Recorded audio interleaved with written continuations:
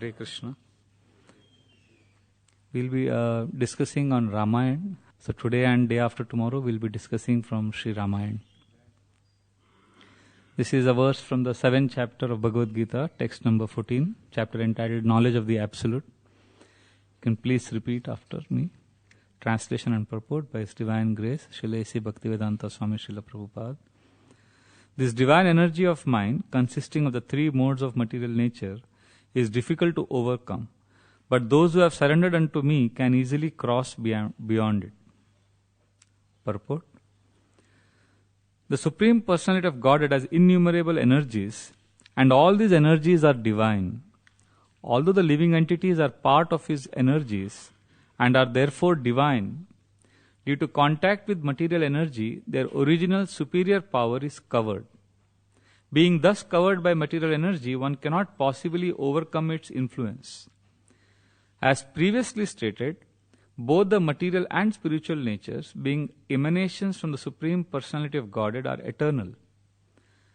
The living entities belong to the eternal superior nature of the Lord, but due to contamination by the inferior nature, matter, their illusion is also eternal.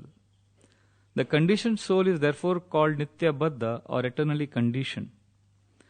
No one can trace out the history of his becoming conditioned at a certain date in material history. Consequently, his release from the clutches of material nature is very difficult, even though that material nature is an inferior energy, because material energy is ultimately conducted by the supreme will, which the living entity cannot overcome.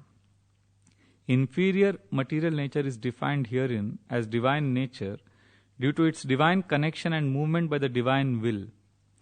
Being conducted by divine will, material nature, although inferior, acts so wonderfully in the construction and destruction of the cosmic manifestation. The Vedas confirm this as follows: Mayam tu prakritim vidyan, mayinam tu maheshwaram. Although Maya, illusion, is false or temporary, the background of Maya is the supreme magician, the personality of Godhead, who is Maheshwara, the supreme controller. Shvetashvatra Upanishad, 4th chapter, 10th verse. We'll continue the purport on day after tomorrow. Om Ajnanatirandasya Jnananjana Shalakaya Chakshurun Militam Yena Tasmai Shri Guruve Namaha. Mukam Karoti Vachalam Pangum Langayate Girim Et Kripatamaham Vande Shri Guru Dinatarinam Paramananda Madhavam Sri Chaitanyam Ishwaram. Nama Om Vishnu Padaya Krishna Presthaya Bhutale Srimate Bhakti Vedanta Swaminiti Namine. Namaste Saraswate Deve Gauravani Pracharine Nirvishesha Shunyavadi Pavchatya Deshatarine Vancha Kalpatarubhyascha Kripa Sindhubhya Evacha Patitanam Pavanebhyo Vaishnavebhyo Namo Namaha. Jai Sri Krishna Chaitanya Prabhu Nityananda Shri Advaita Gadadhar Srivasadi Gaura Bhakta Vrinda. Hare Krishna Krishna Hare Hare Hare Rama Rama Rama Hare Hare. Hare Krishna Krishna Krishna Hare Hare Hare Rama Hare Krishna Krishna Krishna Hare Hare Hare Rama Rama Rama Hare Hare. Hare Krishna. I seek permission and blessings of all of the assembled Vaishnavas here, so that I can serve sincerely and please all of you, and also purify my own heart. So the Bhagavad Gita, the verse we have taken, speaks about surrender to Krishna's superior energy. If we surrender to Krishna, Maya metam tarantite, we can easily cross over the ocean of material existence. It's interesting, in this world, surrender is not a popular word. Surrender is often considered as a bad word. People think, oh, in spiritual life you have to surrender to God. They think it's some kind of slavery, that you are giving up everything for God. But as devotees, we know that surrender, although we may not have the realizations of the higher aspects of surrender, but we know that Srila Prabhupada has taught us that surrender is actually a very sweet word in Krishna consciousness, because it helps us, this principle helps us come closer to Krishna. And to improve the quality of our surrender, we are all at different levels struggling with our anarthas.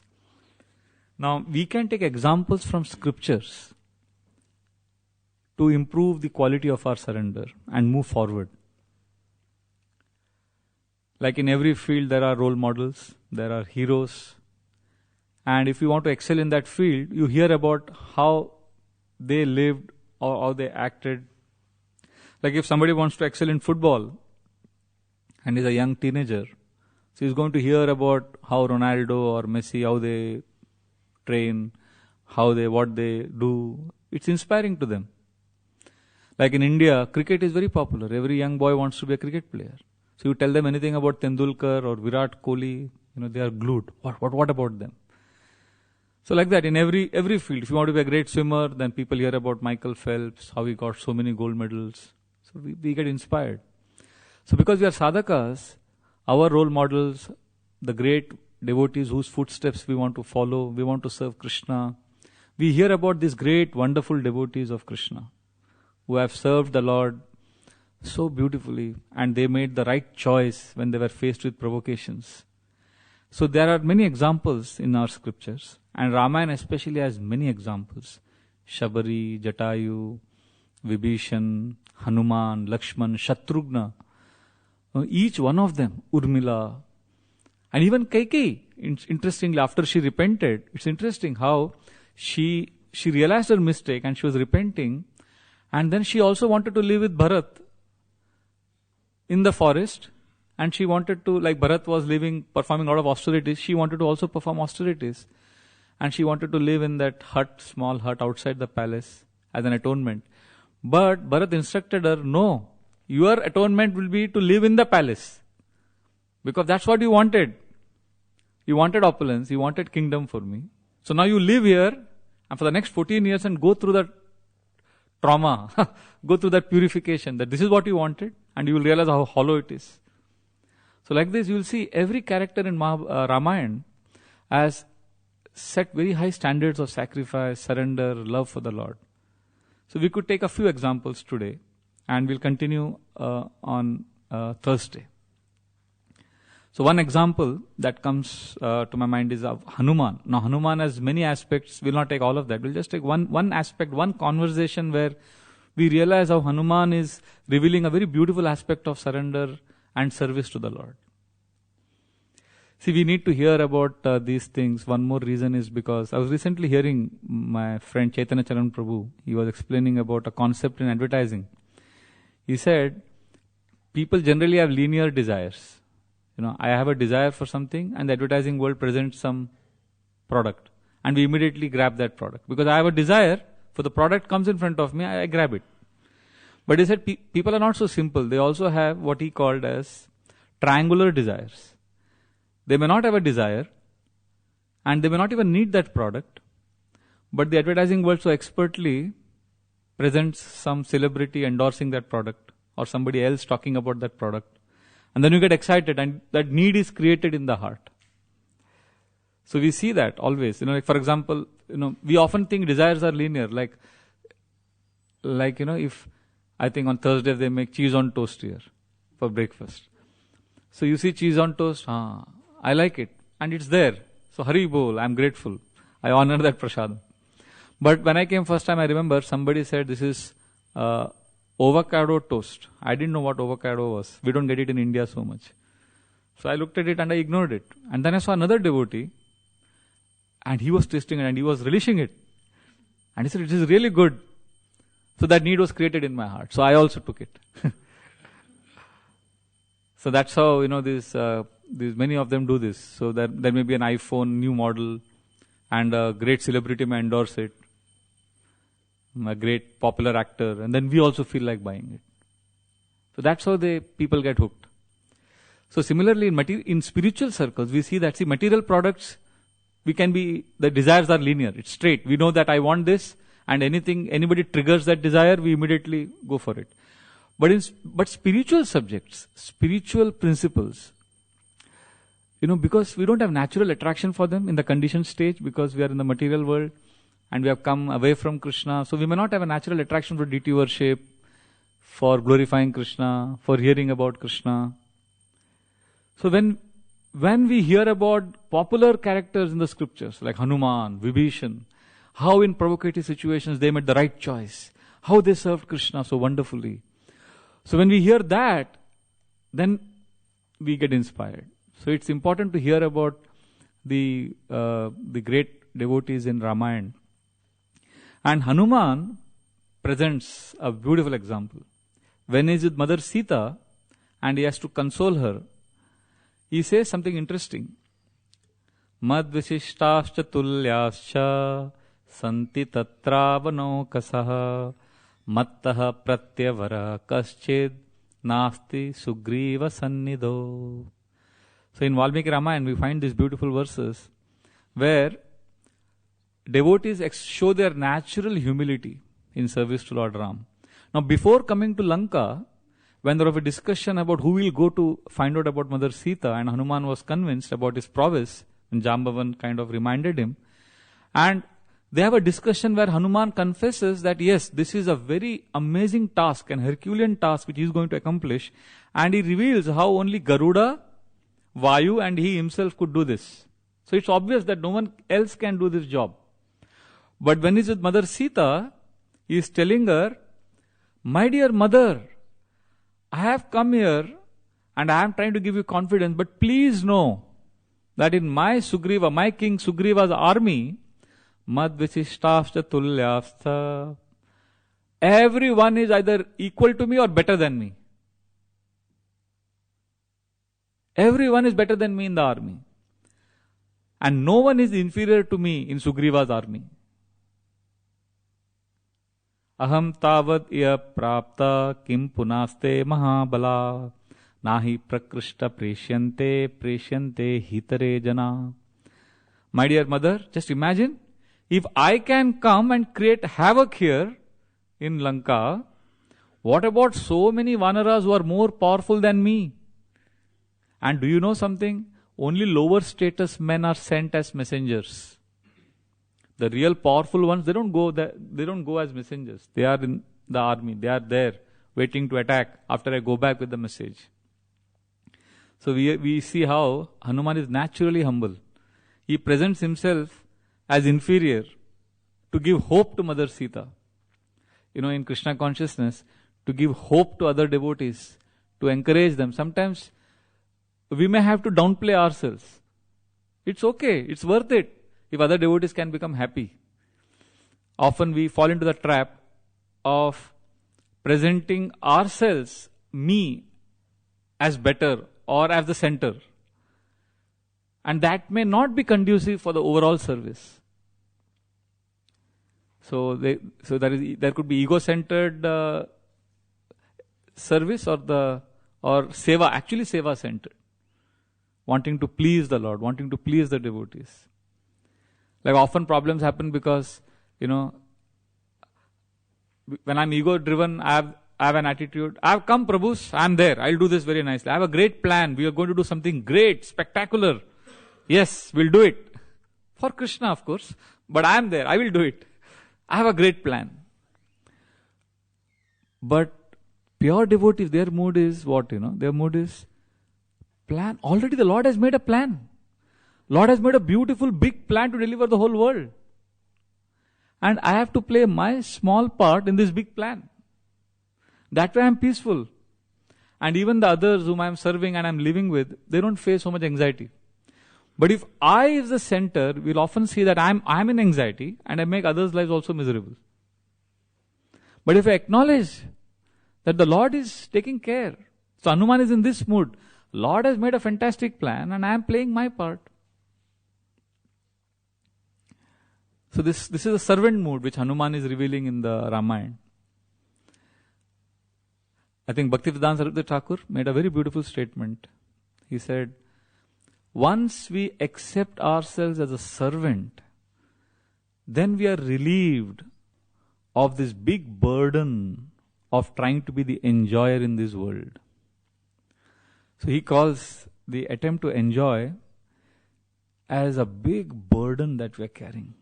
It's, imagine carrying a big burden on the head. It's how stressful and tiring it is. So he says this is very, very unhealthy. One Srila Prabhupada was in Vrindavan. It's a very nice pastime. Gopal Krishna Maharaj narrated that Akshayananda Maharaj and one more sannyasi, Amsaduta Maharaj, they were both with Srila Prabhupada and there was some controversy going on, some confusion, devotees were having some camps, something like that. Some lot of misunderstanding was happening. So Srila Prabhupada, the whole thing came up to Srila Prabhupada. He had to resolve the confusion. So Gopal Krishna Maharaj was watching Srila Prabhupada deal with this. So he saw Srila Prabhupada call first, I think Akshayananda Maharaj, one of them. And he said, you are a sannyasi. And sannyasi means you should travel and preach. So what are you doing in Vrindavan? So you go out and you preach. And once in a while come. And that way your sannyas ashram you will be able to maintain very nicely. So he inspired. And that Maharaj said, thank you Prabhupada, thank you for your instruction and guidance. Jai Srila Prabhupada. And he left. Then he called the other sannyasi. I think it was Amsaduta Maharaj. And he said, sannyasi means taking responsibility. And to take responsibility, you have to stay in one place. And you have to dedicate yourself. So stay here and manage this very nicely and do your service nicely. So he said, yes, Prabhupada, thank you for your instruction. So then, he also left. And then Gopal Krishna Maharaj told Srila Prabhupada, Prabhupada, you are a genius. How you resolve this? And now there will be no problem. And Srila Prabhupada immediately said, no, there will be problem. As long as we think, I am the enjoyer, I am the master, there will be problem. And no problem. And Srila Prabhupada took his arms, put it behind his head and he just relaxed on that seat he was sitting and he said, no problem means I am a servant. When I am a servant, then there is no problem. I just want to serve. But if we don't establish ourselves in this position, then there will always be anxiety. So Hanuman is also revealing this. I am a servant. Lord Ram is making a beautiful plan. He has so many soldiers, so many vanaras. I will come. I will do my small part. I think it was Abraham Lincoln who said that we can, as a team, achieve a lot if we don't care who gets the credit. If we don't care who actually becomes the hero. We just want to be servant. So it's a very rare quality to downplay the self and promote the mission or promote the overall interests. It's a very rare combination also of humility and courage which Hanuman displayed. Extremely humble but very courageous. Generally we think humility means, we equate many times humility with inaction. We think humility means, when we hear the word humility, the image that comes to our mind is, somebody who has a certain kind of bodily posture, or a certain look in the eyes, or a tone in the voice. We have certain concepts about humility. And we think courage means somebody who's very loud and is doing a lot of action. And Hanuman is amazing. Extremely courageous and also very humble, very sensitive. How he is encouraging Mother Sita. This is very rare. Generally, when practicing religion, practicing spirituality, we have the best process, but we get carried away often. Like in India, we have this Ganesh festival. You must be aware. In India, it's a big thing, especially in Mumbai. They have a 10-day festival and they carry Lord Ganesh. And when that procession happens, there are a lot of ego clashes. So when two groups come with their Ganesh, they want to immerse it in the ocean. For there is a kind of a traffic jam caused by both. So each group says, our Ganesh will go first. So it's not about God, it's about me. There is a song, very popular song in India. Every Ganesh festival they play this song. It says, Deva ho Deva, Ganpati Deva, tumse badkar kaun. Oh Ganpati ji, you Ganesh, you are the greatest God. Who is greater than you? And the next line says, Aur tumhare bhakt jano mein humse badkar kaun. And amongst your devotees, I am the greatest. Who is better than me? This is exactly opposite of the Ramayana culture. So Hanuman is teaching us an important lesson, that to keep the Lord's mission ahead and to downplay the self. And he is so sensitive. Hanuman is so amazing that when he comes back to Ram, and Lord Ram is glorifying everyone, and he says what Hanuman has done, nobody has done. And Hanuman have not just protected Sita, but he has protected Lakshman and myself. This is the way Ram gives credit to Hanuman. And then he tells Hanuman, I am very poor. I cannot repay for what you have done. The only thing I can do is to express my gratitude. It's very interesting. What Lord Ram says, what is the only thing I can do to express my gratitude to you? Esha sarvasva bhutastu parishvango hanumatah maya kalam imam prapya dattastasya mahatmana. My dear Hanuman, I can only offer you an embrace. This is the only wealth I have. With gratitude he embraces. And Sugriva and Hanuman, look at their mood of service to Lord Ram. They want Ram to feel so important and confident, because Ram starts lamenting then. He says, how will we cross the ocean? And how will we be able to recover Mother Sita? Sorry, of course, he's talking about Sita, and Hanuman, he realizes that Lord Ram is nervous about recovering Mother Sita. Sugriva realizes that he is nervous. He is not confident of retrieving Mother Sita. So Sugriva and Hanuman, how they console is very interesting. Sugriva sees that Ram is lamenting. Immediately he interrupts Lord Ram. And he says, lamentation is very harmful, my dear Lord. If you lament, you will spoil your chances of victory against Ravan. We will think of a plan to cross over the ocean. And no one can match you. No one can match your soldiers. We will conquer Ravan with mere stones and trees. Now it's interesting. It's Lord Ram who made the ocean make way. He is the one who empowered his servant Hanuman to jump over to Lanka. But he is being vulnerable. Sometimes we think leader means he's in complete control of everything and he is great. But sometimes to be vulnerable with the right person, it's not bad. It's actually healthy. So here Lord Ram is expressing his concern, and then Sugriva and Hanuman are consoling. It's interesting. Hanuman jumped over. Hanuman was empowered by Ram, but same Ram, he has to walk towards Lanka. Lord likes to glorify his servant, and the servant always wants to glorify the Lord. That is the mood in which they serve and they reciprocate. Srila Prabhupada once said that one devotee asked, if Chaitanya Mahaprabhu could have spread the holy name in every town and village himself, why he didn't do it? Srila Prabhupada said, because the Lord wants to give credit to his devotees like myself. He wants me to get that credit. Lord can do anything. So this is the best combination. The devotee is glorifying the Lord, and the Lord is always glorifying his devotee and is making him get the credit. Like in Bhagavad Gita, we see Krishna tells Arjuna, Nimitta matra bhavasavya sachi. Just be an instrument. I've already killed all the soldiers of the enemy. It's like he's telling you shoot arrows and you fight, but I have already done the job. And Krishna glorifies his instrument. You will never find in the material world anybody glorifying an instrument. Like in India, we have these very competitive IAS exams. Millions of people appear for this exam. And when the person who tops this exam, it's like in all over the media. And he is saying, he gives credit to so many people. But he'll never take out his pen and say, I passed this exam because of this pen. The pen was just an instrument in writing the exam. But that's what Krishna is doing with Arjuna. Arjuna is using the Pandavas as an instrument, but he is glorifying them as great heroes. And Lord Ram, when he is being consoled by Sugriva and Hanuman, he asks Hanuman, you've been to Lanka. Can you describe what is the security arrangements there? What is the way the whole Ravana's army is arranged? But then Hanuman starts describing that on the western gate there are 1 million soldiers. On the central gate there are 2 million. And on the northern gate there are so many soldiers who are guarding.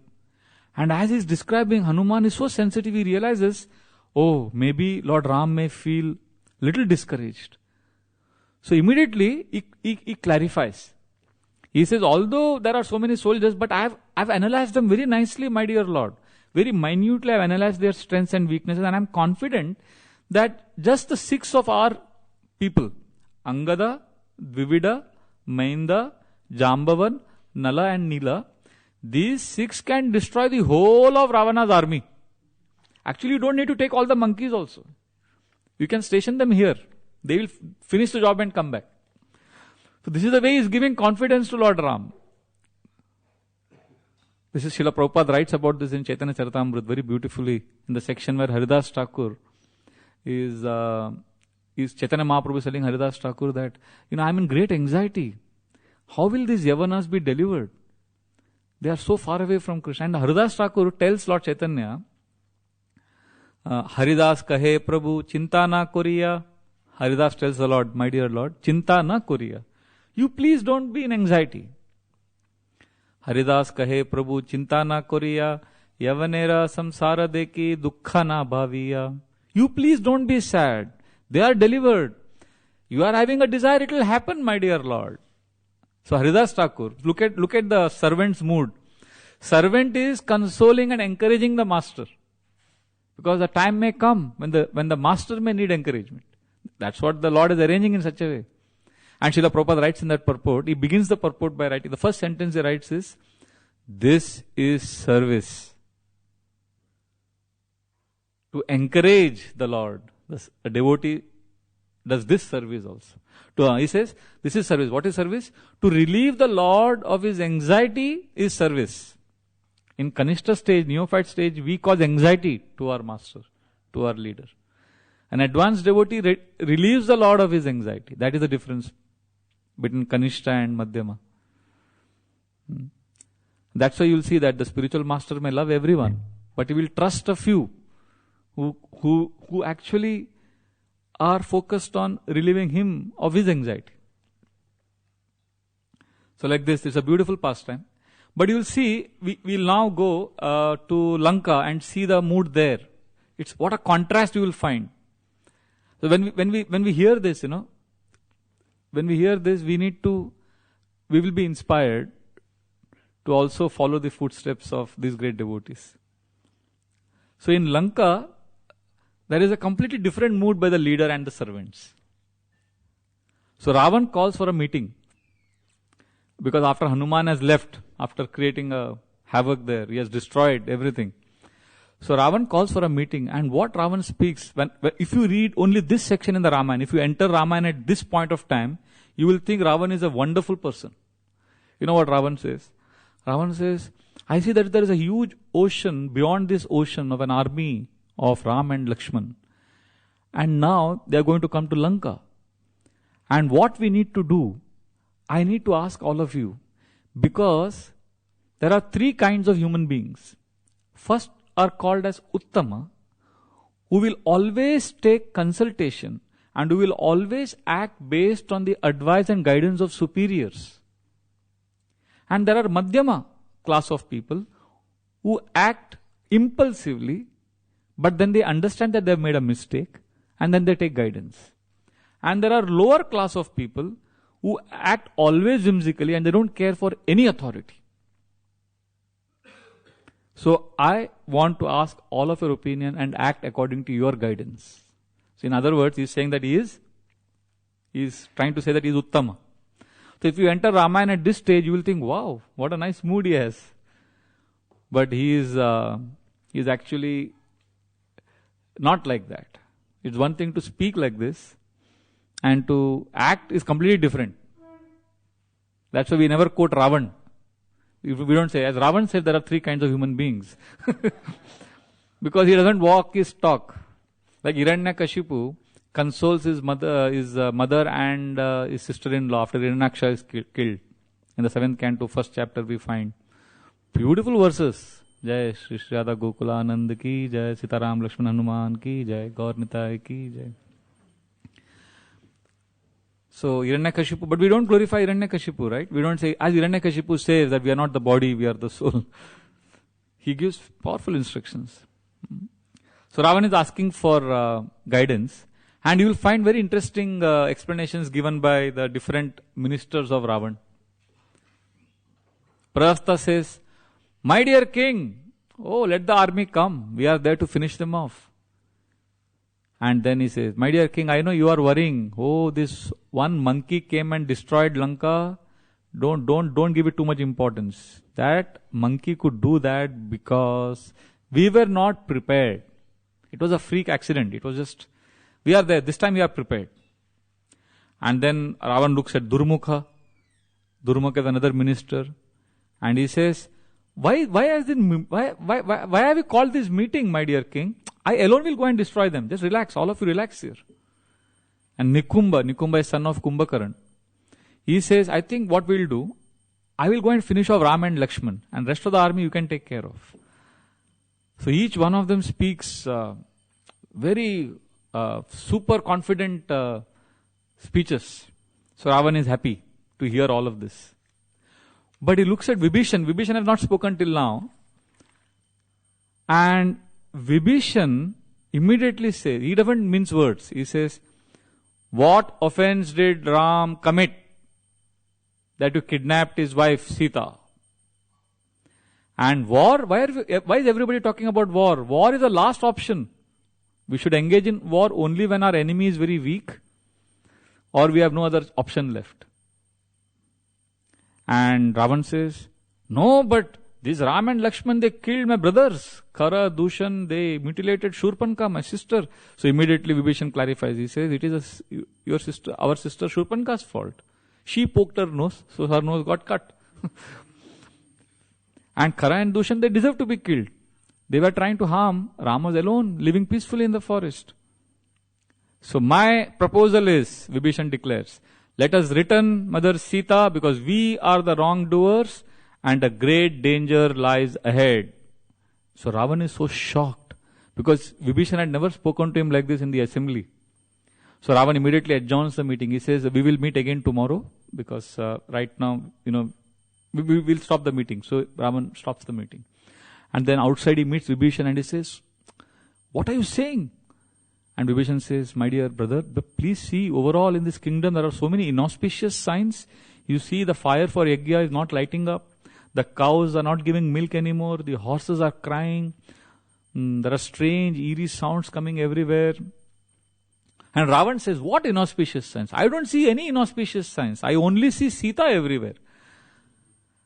And I am captured by her beauty. I want all of you to support me in my decision. So remember, just a few moments ago, we had explained about 3 kinds of people. And now he's clearly showing what is his standard. So he says, I want, then the meeting is called again the next day. And the next day is a very interesting meeting because it is the day Kumbhakaran wakes up. Twice a year Kumbhakaran wakes up. So Ravan says, today's meeting has been called because today is the day Kumbhakaran wakes up and is now coming to the assembly. So let us welcome him in a traditional style by 3 times loudly chanting Hari Bol. So he's called. So Kumbhakaran comes and he doesn't know anything. He's been sleeping for 6 months. He doesn't know what has happened. So when Kumbhakaran comes and is seated, Ravan says that I'm very attracted by Sita's beauty. All of you should know this. And for your information, I have proposed to her and she has asked for some time. He doesn't say what Sita's mood is actually. He conceals the whole information. He says she is more or less decided to marry me, but she just needs some more time. But meanwhile, Ram has come with his brother Lakshman and his army of Vanaras. So, what should we do? I need your guidance. And he looks at Kumbhakaran because others have already given their opinion. And Kumbhakaran, do you know what is his first reaction? He says, my dear brother, this is an assembly of fools. You are asking all of our advice, but why didn't you ask our advice before kidnapping Sita? You have cheated and you have kidnapped. You will regret. Ram will kill you. You are lucky that he has not yet killed you. But still, I will protect you. See, this is a demoniac mentality. He knows what is right, what is wrong. But he says, see, the demons think like this. He is my brother. No, my brother. It's not the question of right and wrong. My brother, so I will protect you. So, and then he says, Sita, my dear brother, Sita will be yours. Don't worry. Srila Prabhupada says, no, if somebody doesn't know something and he does wrong, Prabhupada would call him fool. But if somebody knowingly would do that or repeat it, then Srila Prabhupada would call him rascal. So, it's interesting. Kumbhakaran gets the realization, but it's immediately covered over. That is called a lightning realization, And there is a difference between lightning and sunlight. Lightning realization is, yes, this is God. But immediately, lightning goes away in 1 second. But we want sunlight. Krishna swadam upagate jnana dharma bisa kalo nashta drishameva puran arko dunodita. We want the sunlight of Bhagavatam. We want the sunlight of Krishna consciousness. We don't want a flash. Like Duryodhana also got a realization. When Arjuna came, when Duryodhana took 5 arrows from Bhishma to kill Pandavas, Krishna comes to know because he is Paramatma. He sent Arjuna to retrieve those 5 arrows. And when Arjuna took those 5 arrows from Duryodhana, Duryodhana was shocked. He said, nobody knows that I got these special 5 arrows. Who told you? Arjuna says, Krishna told me. Krishna? He must be God. Krishna is God. Pandavas will win the war. But no, I will win the war. This is their false utsahamai, false confidence. So as Kumbhakarna assures Ravan feels little alright. And then Mahaparshva says, my dear king, I am amazed that if one goes to a deadly forest filled with cobras and tigers and lions and beasts and still manages to somehow get the honey from that forest. And if he doesn't enjoy that honey, he is a fool. So you have taken great risk to kidnap Sita, but you're not enjoying her. Why? Why are you worrying? What are you worrying about? Your son Indrajit is here, I am here, Kumbhakaran is here, just go. So he encourages Ravan to go and molest Mother Sita. And Ravan, in India there are many people who think Ravan was a very nice person. He didn't harm Mother Sita, although he had kidnapped her. But they don't know the real story. Ramayana reveals the real reason why Ravan didn't harm Mother Sita. Because Ravan was cursed by Brahmaji. That because he had molested many women and he had forced himself upon them against their wishes. So Brahmaji had, once when he had done that with Rambha, Brahmaji had cursed him that if you ever again force yourself on a woman, you will die immediately. So because of that, not that Ravan was very nice and very gracious, no.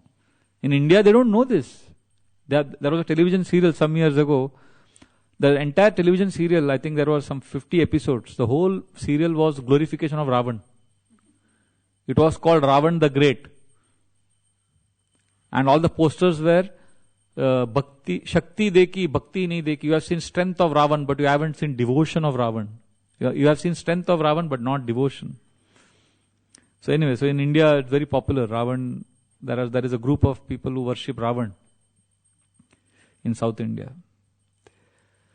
So when Mahaparshva offers this advice, Vibhishan becomes alarmed. Vibhishan says, my dear brother, somebody has put a deadly cobra called Sita on your neck.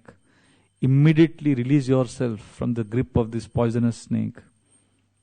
Jivan sturamasya namokshase tvam gupta savitva patava maruddhi navasa vasyanga gatana mrityo nrubona patalam anupravishta. Nrubona patalam. You may go to the sky, my dear brother. You may go to the heavens. You may go to patala. But Lord Ram's arrows will reach you. Sun, wind, Yamraj, no one can protect you. And when Vibhishan says this, Prastha gets angry. He says, my dear king, don't listen to your brother Vibhishan because we don't know what is fear. You have defeated Yakshas, Gandharvas, Nagas. And Vibhishan immediately interrupts Prastha. He says, my dear Prastha, just like an unqualified man cannot go to heaven, similarly you cannot get success by taking the side of Adharma. Oh foolish Prastha, you are talking all these big things. You are talking all this because Lord Ram's arrows have not hit you. Please know, all of you in this assembly, that our king Ravan is a slave of his senses. He can't think clearly because his heart has become hard. And unfortunately, his worst enemies have come in the disguise of his friends. Now it is a time we repay our debt to Ravan. Ravan has given you such a nice position. He has made you ministers. He has given you so much wealth, so much position. Now it is the time to repay him and serve him. A deadly python has grabbed our king. Let us pull him out of the clutches of this python. A powerful ghost has possessed our king. Now I request this assembly that use all your power to help him, even if it means to forcibly drag him by the hair. This is the time we have to save our king. He's been blinded by lust. The ocean of Lord Ram is about to drown our beloved king Ravan. I am speaking for the welfare of all. Please return Mother Sita, because there is a great danger lying at the doorstep of our kingdom. And no one is able to believe, what Vibhishan says doesn't make any sense to Ravan. In fact, Ravan gets agitated. Srila Prabhupada would quote this verse, Payopanam bhujanganam kevalam vishavardhanam upadeshoi murkhanam prakopayana shante. Srila Prabhupada would quote this verse to say how, if you advise a foolish person something good, instead of listening to you, he gets more angry. Payopanam bhujanganam kevalam vishavardhanam. If you feed milk to a poisonous snake, this is a fable, it may not be the scientifically proven, but that it is said that how if you feed milk to a poisonous snake, its poison increases. Similarly, if you give good advice to a fool, upadeshoi murkanam prakopayana, he becomes more agitated.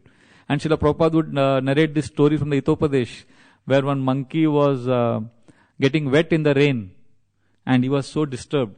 And the birds were in the nest on the tree, and they looked at the monkey and said, my dear monkey, why are you getting, it's raining and it is so cold, and you are getting wet. Look at us, we have made a nest and we are safe. Why don't you also make some nest, make some dwelling for you, for yourself? And immediately the monkey, instead of listening to the advice, he got angry. How dare you advise me? So he climbed the tree and destroyed the nest. So Srila Prabhupada would say, therefore, some foolish people, you just can't advise them. That's why Indrajit, when he hears all this discussion going on, Indrajit is the person who has defeated Indra. That's why he got the name Indrajit, and he's the son of Ravan. And he says, these are all meaningless words which Vibhishan is speaking. He is not of our race.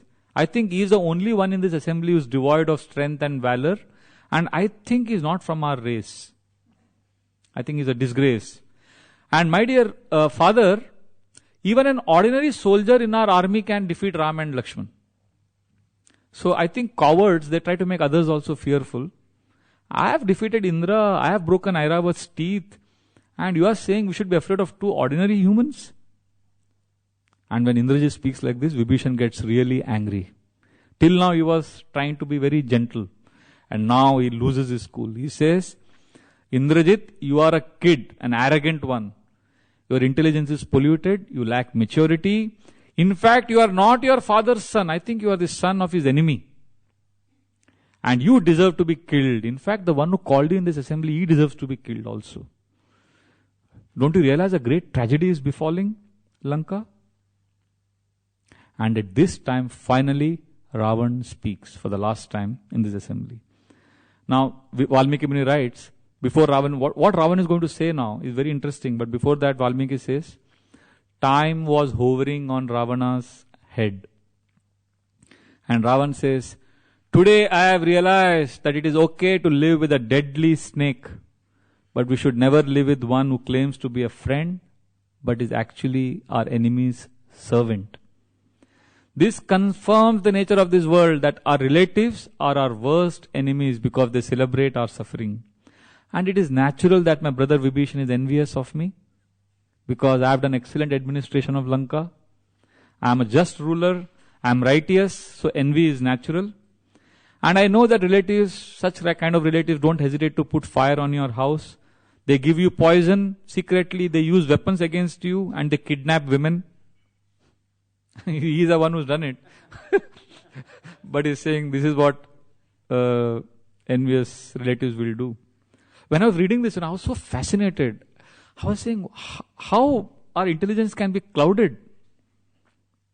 This is similar to what Kamsa says. If you read, when Kamsa is talking to Akrura, Kamsa gives a whole plan. How he is going to arrest Ugrasen, and how he is going to do this, and finally I was going to tie up with all the Asuras. And then the last statement he tells Akrura is, and then the earth will be freed of all the evil influences.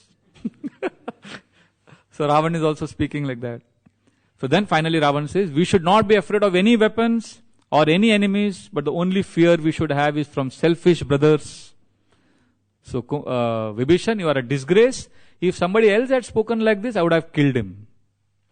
At this point of time, Vibhishan picks up his mace and he has 4 trusted assistants.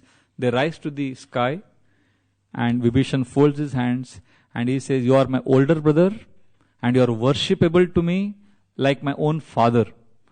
But I cannot tolerate these hurting words. Sulabha Purusha Rajan Satatam Priyavadina Apriyasya cha Payyascha Vakta Shrotha cha Durlabha. He says, my dear brother, it is very easy to find people who will agree with you and who will speak agreeable words and nice words. Apriyasya cha Payyascha. But those who speak the bitter truth are very rare. And I am your well-wisher. Vadam kalasya pashena sarvabhuta paharina na nashyantum upekshe tvam pradiptam sharanam yatha. You are bound by time and I could not ignore to see you being destroyed. There is a huge fire that is destroying you. I am trying to save you. If you didn't like what I said, please forgive me.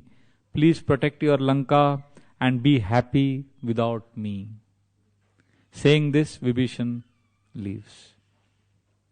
Now you may think Vibhishan had a warm welcome and reception at Ram's camp. No. Vibhishan faced a lot of challenges. But here today what we have discussed is Ravana's situation. Ravana had 2 people who influenced him, who could have, like Vibhishan could have influenced him to do good, but Ravan chose to be influenced by whom? Shurpanka. See, in our lives also we have Shurpanka like people who could entice us and trigger us to allow our lower nature to come out. And we could also have people like Vibhishan who are there to guide us, to help us do the right thing. So we have to make a choice. Ravan made the wrong choice. Actually, Ravan was convinced not to attack Ram. When Maricha convinced him, Ravan had come back saying that maybe in future our roads will meet again, we'll cross each other's path. Let Ram be in forest, enjoy with his wife Sita. That's what Ravan had concluded. And he came back to live peacefully. Then Shurpanka came and Shurpanka started blasting Ravana in the assembly and she publicly insulted him and Ravan was still telling Shurpanka that it's your fault. And that's when Shurpanka played, she twisted the whole story. She said, I had gone there to actually get Sita for you. That's when the story takes a turn. And then she starts describing Sita's beauty and Ravana's lust is incited and she had a score to settle also. She had her own axe to grind. Because Ravan, see, in corporate culture, in India, politics also this happens many times. People use women as a tool. So Ravan thought he will use Sita to get revenge against Ram. That's what initially Ravan thought. But Shurpanka was even better, smarter. She used Ravan to fulfill her own anger. Shurpanka, her husband's name was Dushta Buddhi. He was a nice name, which literally means a polluted intelligence. Evil, wicked intelligence. So Dushta Buddhi was a general in Ravana's army and he was the husband of Shurpanka and he became very powerful and he was growing very powerful. So Ravan became insecure. Ravan thought this guy is going to exceed man. And he can't, but Ravan couldn't kill him because he is the brother, he is the husband of his own sister. So Ravan did politics. He sent Dushtabuddhi on a very difficult mission and he gave very little help.